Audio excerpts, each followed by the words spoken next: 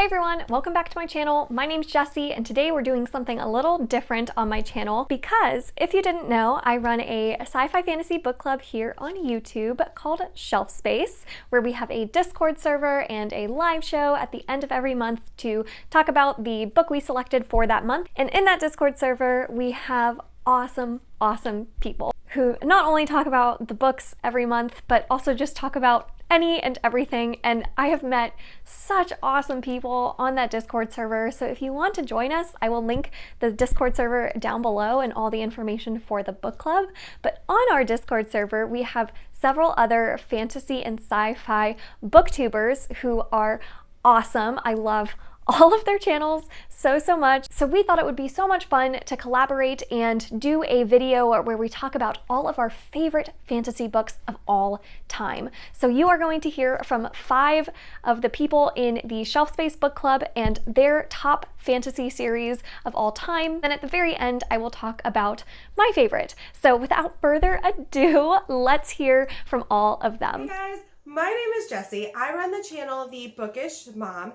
And today I want to tell you about my favorite fantasy book so far this year, because picking just one favorite is like picking a favorite kid, and like that changes every day. But my favorite right now is the 5th season by N.K. Jemisin. This is kind of a crossover between sci-fi and fantasy. It is super dark. It's a little difficult to get into in the beginning, but it is so worth it. It is kind of lyrically written. The writing style is super unique. Jemisin just does an amazing job at making you feel every single emotion under the sun in like the first 3 pages of this book. I was crying like 2 pages in, but that's not surprising for me. I am an easy crier and a mom, and there is definitely themes of motherhood and trauma and struggle and death. And this is a dark book, but it is so good. It's written in second person in some of the perspectives, which may be a little jarring at first for some people, but it makes sense at the end. You will be a little confused at the beginning, and then it'll all make sense at the end. Let's talk about Mistborn, the greatest series that ever was. First of all, my name's Alex. I'm from the YouTube channel Life by the Book. I'm so honored to be a part of this video. Mistborn is the series that got me on BookTube. It got me into books in the first place. This series means so much to me. It sits at the center of my bookshelf. And let me just say this. I'm going to say this once, and I want you to hear me. Please do not miss this book. You've got to read this. End of story. The Dark Lord rules in this story, okay? And through the use of allomancy, which is the control of metals, the good guys try and take back the world from the Dark Lord. Don't miss this book. Don't miss this series. If you haven't read this series, it's never too late. Go and pick it up now. I'm Tara. My channel is Phrase Ready 484. I'm going to tell you one of my favorite fantasy series. It's a young adult. It's called His Fair Assassin by Robin Laffers. I think that's how you say it. I'm probably butchering saying it wrong as usual. But anyway, it's a 3-book series, and it's about these strong women. Something in their life changes, or their family they go to and may learn how to be assassins for death, and they get the power from death, and it's set in France, and it's all surrounded around when Brittany was its own state in France. I could be wrong. I don't really know history, but basically there's political intrigue. There's really bad villains. There's other assassins that are against the main females. There's a lot of mystery in there with all this fantasy aspects of it. And the first one, the main girl, she is immune to poisons. Any type of poison, she's immune to it, and she specializes in those poisons as well. There's romance and everything in it. It's a really good series. Please check it out. Hey everyone, my name is V from Books with V, and my favorite book is actually Poison Study by Maria V. Snyder. This is part of the Poison Study series. I believe there is 9 books in total. The first book is about a girl named Yelena who is being executed for murder, but instead she is chosen to be the commander's poison tester, and the commander is essentially the king of Ixia. As Yelena is being a food tester, poison taster, she is discovering that she has some magical powers and she needs to figure it out and not tell anyone because magic is forbidden in Ixia. That's essentially what this particular book is about, but obviously as you go on throughout the books, it's so much more. As I said, there is 9 books to the series, but even if you want to read the first 3, so that's Poison Study, Magic Study, and Fire Study, if you want to just read the first 3, that is totally fine. Trust me, you will love it. I love this series because the characters are phenomenal and there's so much political intrigue, and the magic system is also very, very good. If you're a fan of books that contain assassins, then this series is definitely for you. The difference is you actually get to see the assassin training throughout these books. Like, you get some tips and tricks on how to be assassin, and I think that's pretty cool because normally when you have assassin books, you just kind of glaze over the training, but this you get more information on the training, which is another reason why I love this series as well. Thank you so much to Jessie for letting me do this, and a special shout out to all my buddies in the Shelf Space Discord chat. I love you guys. Hi Bye. guys, my name is Alan and my channel is the Library of Allenxandria, and I am here to talk to you guys about Boom.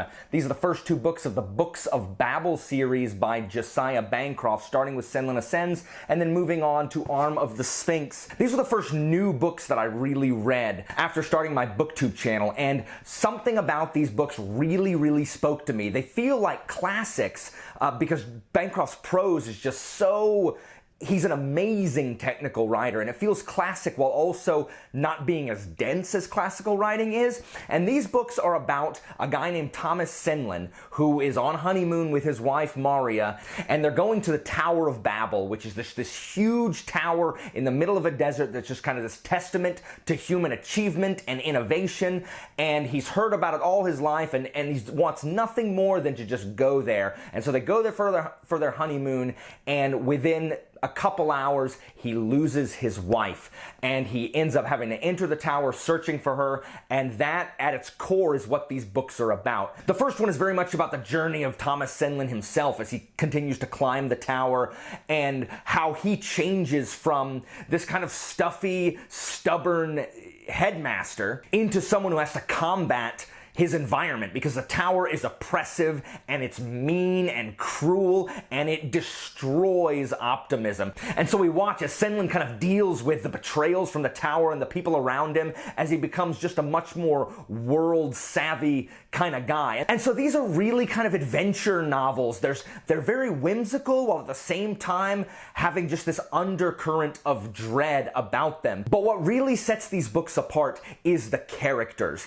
In the first book, we deal with Senlin himself, and in the second book, Bancroft draws out his companion characters. And these guys are just so three-dimensional, and they're so realistic, and they're just this found family that doesn't agree all the time, and they fight with each other, and they forgive, and they get mad, and they talk about their problems, and there's no miscommunication, and these are some of the realest characters in these extraordinary circumstances that I've ever read. I cannot wait to read the third one, and then the concluding book that comes out in April. But if you have not read Senlin Ascends, you absolutely should read it. And if you just read the first one and didn't move on, read The Arm of the Sphinx. It is just as good, if not better. Thanks, guys. And then my favorite fantasy book of all time has got to go to Stormlight Archive, starting with Way of Kings by Brandon Sanderson. I feel like this is a very popular opinion here on YouTube. You've probably heard of this series before. If you don't know anything about Stormlight Archive, It's a big one. So let me try to explain in the best way I can. This is Brandon Sanderson's epic high fantasy series where we follow 3 main characters in this very epic world called Roshar. And these 3 main characters are named Kaladin, who is a slave who gets recruited into kind of the worst position in the army against this foreign species called Parshendi.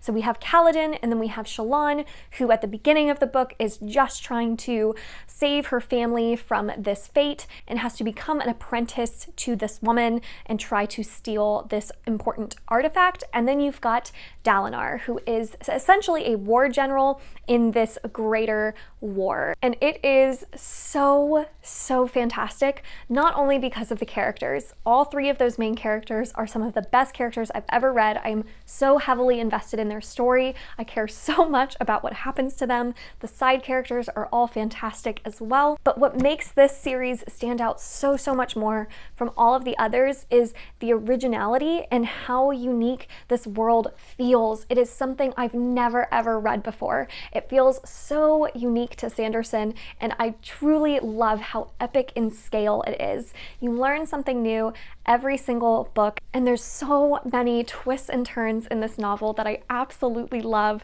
The magic system is so fascinating because it revolves around something called stormlight. In this world, there are these big catastrophic events that occur called high storms, but during those storms you're able to collect power from them in the form of stormlight that can be used in a variety of different ways. It is such a fantastic series. I can't recommend it enough. Be warned, it is definitely not a place to start out your fantasy journey, I don't think, because it's so epic in scale and has so much to get used to and is pretty slow start. But if you are a seasoned fantasy reader, if you're looking for your next big fantasy series, I can't recommend Stormlight Archive enough. I'm going to start a reread of it next month. You guys will definitely be hearing more about this book on my channel. So thank you so much to Jessie, to Alex, to Tara, to V, and to Alan for participating in this video. I thought it was so much fun to collaborate with you guys. I love all of their channels. All of them are going to be linked down below, so please go show them some love. They are awesome, and hopefully you found some new books that you'd like to check out. So if you enjoyed this video, please make sure to give it a thumbs up and subscribe to us if you so choose, and I will see you guys in my next one. Bye!